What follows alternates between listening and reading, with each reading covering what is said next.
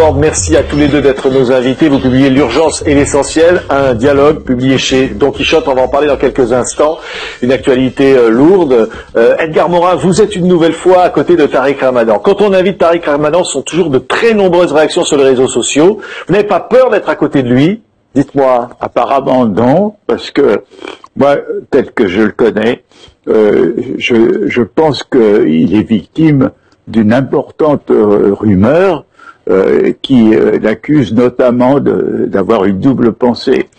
Et moi, personnellement, au début, je croyais avoir affaire à un personnage hostile quand il venait me demander, c'est-à-dire hostile à mes idées. Je pensais qu'on allait faire une polémique. Et puis, je me suis rendu compte que sur beaucoup de points, on est d'accord, oui, et qu'il est pour un islam européen, démocratique, avec les droits de la femme.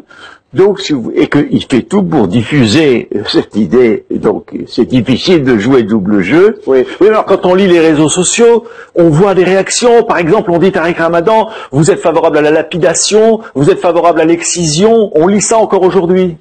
Bien sûr, et c'est ça le problème, et c'est exactement le problème, c'est de déformer mes propos. C'est-à-dire pendant 30 ans, jusqu'à encore aujourd'hui, sur le terrain africain, sur le terrain asiatique, je me suis battu contre l'excision en disant que ça n'avait rien à voir avec la religion. J'ai dit que ma position par rapport à la lapidation, il ne fallait pas l'appliquer, et pourtant on continue ce travail-là. Parce que vous avez dit un jour l'excision, il faut en parler. Non, ce que j'ai dit, c'est une tradition. Non, ce que j'ai dit très précisément, j'ai dit à ceux qui disaient que ça n'avait rien d'islamique, je dis vous pouvez pas dire ça. Vous devez reconnaître, être courageux pour dire qu'il y a aujourd'hui encore, comme dans mon débat avec des savants musulmans au Mali, des gens qui disent c'est islamique. On peut pas dire c'est pas islamique. Ce qu'on doit faire pourtant, c'est au nom de l'islam, aller à l'encontre de ces positions-là et avoir un débat qui soit critique. Oui, donc, un débat pour dire quoi? Parce que vous dites clairement, il faut cesser ces pratiques. C'est ça que vous dites. Non seulement, vous dites pas seulement il faut débattre, vous dites qu'il faut que ça cesse. Je dis, il faut que ceux qui disent pour plaire à l'Occident, ça n'a rien d'islamique, qu'ils soient honnêtes. Il y a des penseurs et des savants musulmans qui le défendent. Ils doivent, avec courage, dire ça n'est pas islamique, c'est contre notre tradition et c'est ce que je fais. Donc moi je ne veux pas qu'on dise et qu'on mente sur une réalité. C'est comme si quelqu'un venait vers vous et vous dit la peine de mort c'est pas islamique. Mais non, la peine de mort bien sûr c'est islamique. Mais moi ce que je crois c'est qu'il faut pas l'appliquer. Donc je vais me battre à l'intérieur d'une tradition pour faire entendre une parole qui soit une parole claire sur ces positions-là. Donc vous demandez une réforme de la lecture finalement de l'islam. Vous dites c'est islamique mais il ne faut pas l'appliquer. Je dis c'est débattu en islam mais il faut des voix musulmanes aujourd'hui qui disent non à ces pratiques-là. Je ne peux pas être plus clair. C'est-à-dire, je reconnais qu'il y a une tradition qui l'a défendue. Je reconnais, par exemple, je vais vous donner un exemple. La tradition majoritaire en islam, c'est de dire qu'un homme ou une femme ne peut pas changer de religion. Eh ben, ma position, elle est de dire, je dois faire avec ça, mais ma position, elle est de dire, islamiquement, rien ne doit empêcher une femme ou un homme de changer de religion. Voilà. Donc moi, c'est un débat à l'intérieur, mais je suis pas là pour faire plaisir à mes interlocuteurs. Et ceux qui aujourd'hui sur les réseaux sociaux prennent... Ils vous attaquent de très violemment. Ils attaquent aussi ceux qui vous invitent en disant il ne faut pas vous inviter. Pourquoi j'ai du respect pour Edgar Morin, c'est d'abord qu'il lit, c'est d'abord qu'il comprend la complexité d'une pensée, il voit très bien en quoi cette pensée-là, elle doit être nécessairement entendue parce qu'elle fait évoluer les choses. Oui. Donc les réseaux sociaux, pour moi, ce ne sont pas aujourd'hui, parce que j'ai d'autres sur les réseaux sociaux, j'ai énormément de soutien aussi. Oui, bien sûr. Mais alors, on lit, et ceux qui l'attaquent disent, Tariq Ramadan, c'est un islamo-fasciste, on vous accuse, vous, d'être un islamo-gauchiste, Edgar Morin. Vous l'entendez, ça? Malheureusement, et toute ma vie, j'ai pu être victime de calomnies. Quand j'ai rompu avec le Parti communiste, j'ai subi des insultes épouvantables. Quand j'ai défendu les Palestiniens, j'ai subi des insultes. On m'a dit que je voulais détruire Israël. Enfin, je crois que quiconque a une position en paix publique risque d'être insulté. Mais le cas particulier de Tariq Ramadan, c'est qu'il est un particulier bouc émissaire dans l'affaire aujourd'hui, et que tout ça s'aggrave. Pourquoi? Parce que le climat s'aggrave politiquement et dans les mentalités. Et c'est pourquoi ce que nous avons fait dans ce livre, pour moi, est utile, parce que c'est un pont. On essaie de se comprendre, on essaie de comprendre quelqu'un qui est un croyant musulman, et lui, il essaye de me comprendre, moi qui ne suis pas croyant, on est une religion, on essaye d'analyser ces problèmes, et créer un pont, c'est capital aujourd'hui. Quand vous dites l'actualité devient très lourde, évidemment on pense à l'actualité récente, un homme qui tue 2 jeunes femmes à Marseille au cri de Allahu Akbar, ça a à voir avec l'islam, Tariq Ramadan? Ben oui, ça a à voir avec l'islam, et c'est ce que je dis aussi. Je dis, les musulmans ne peuvent pas dire ça n'a rien à voir avec l'islam et dire les gens qui le font ne sont pas musulmans.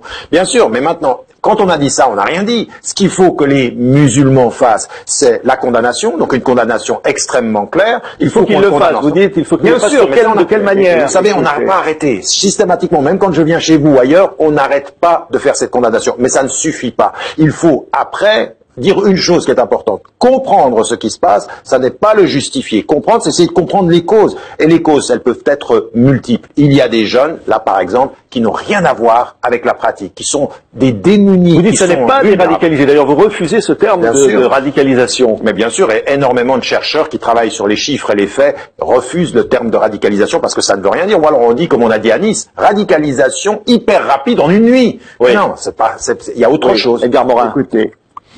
Il faut penser que le fanatisme est une des tendances qui a existé dans toutes les grandes religions monothéistes qui étaient en même temps monolithiques, possessifs de la vérité.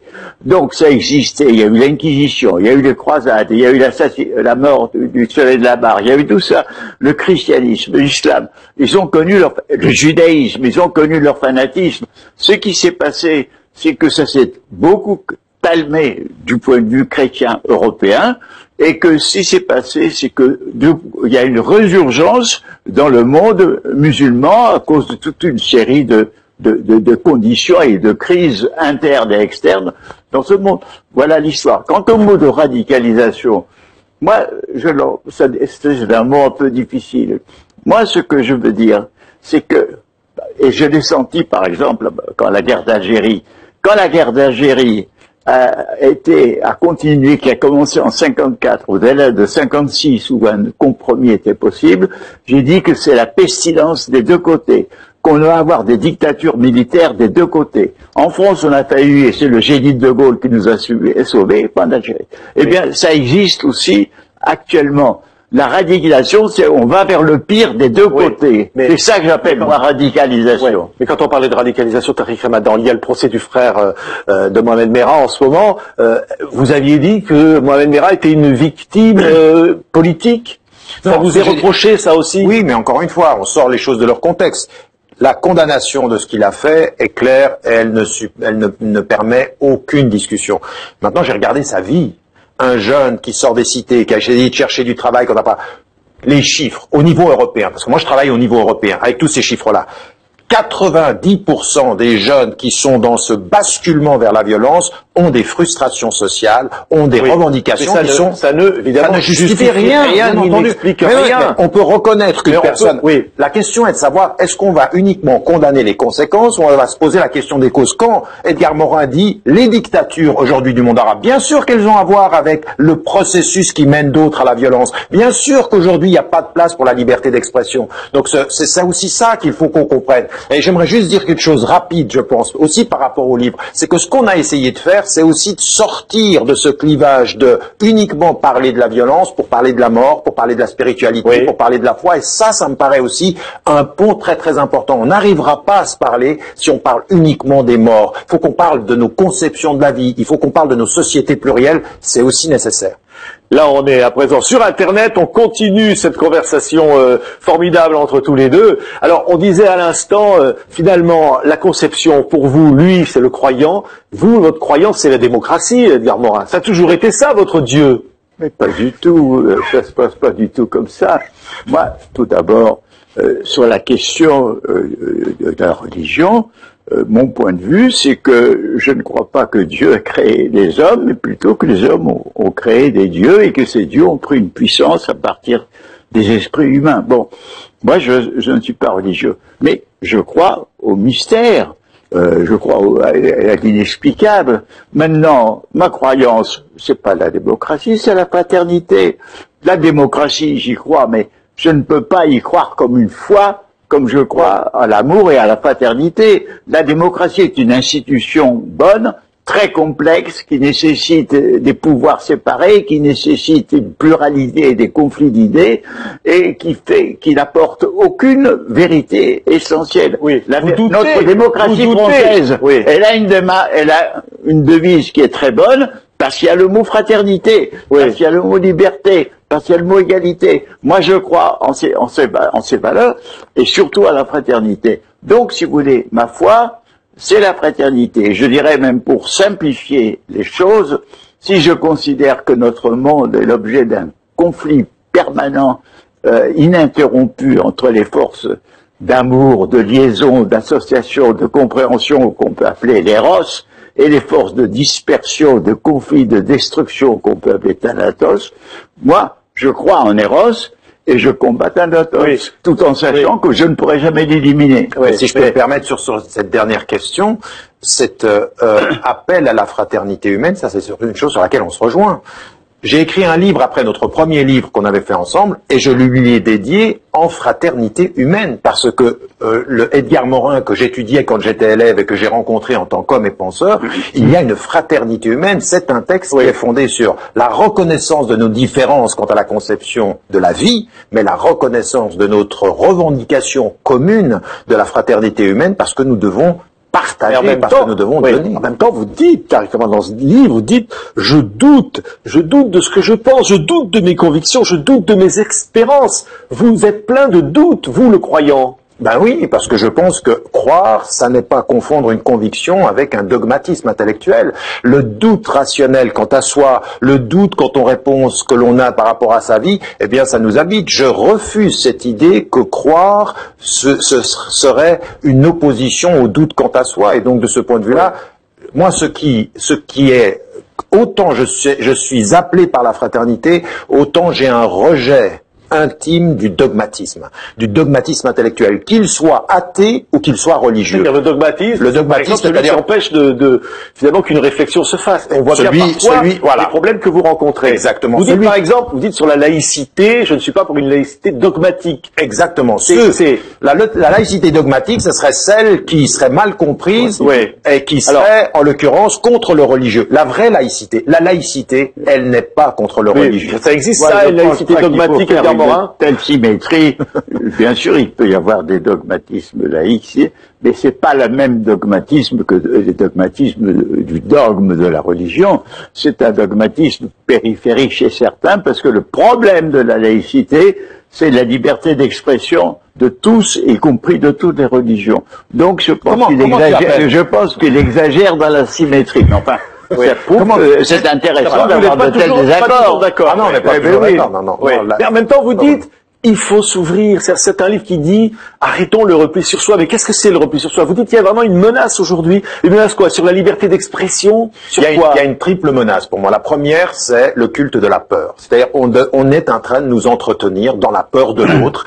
Et cette peur-là, elle nous renferme. La peur, la politique émotionnelle, ça c'est extrêmement difficile. Les convictions qui sont de penser notre identité contre l'autre. Ça, cette polarisation, elle est problématique. Et la troisième des choses, effectivement, c'est la perte de nos libertés au nom d'une pensée sécuritaire. Parce que on vient de parler tout à l'heure des attentats.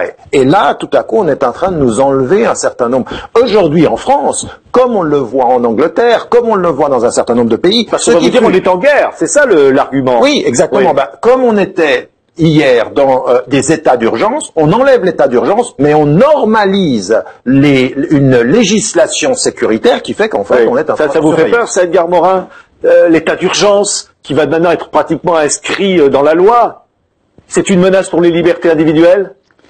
Mais bien sûr, je pense que ça dépend d'abord de quelle façon on institue, quelles sont les restrictions qu'on apporte, mais je crois qu'il y a deux façons fondamentales de combattre cette tendance fanatique et démente. C'est bien entendu, la méthode policière classique qui essaye de connaître ou d'infiltrer.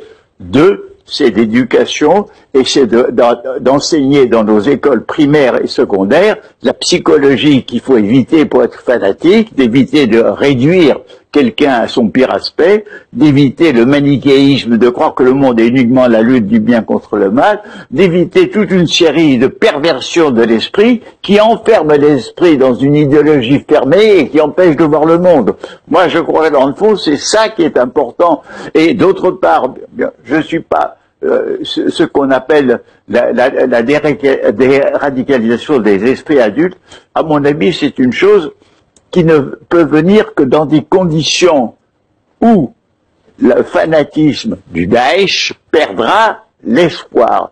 Parce que moi, j'ai connu la bande Abadère, j'ai connu les Brigades Rouges, j'ai connu personnellement de ces gens-là, et ils ont arrêté quand quel était leur espoir? Leur espoir, c'était de réveiller la classe ouvrière pour qu'elle devienne révolutionnaire, de susciter une répression telle que l'État devenant fasciste, tout le monde sache qu'on a affaire à un ennemi fasciste. Ils ont échoué. Et quand ils ont compris qu'ils ont échoué, eh ben, ils ont arrêté. Oui, c'est ça. Et je pense que Ramadan peut répondre là-dessus. Tant qu'ils auront un espoir.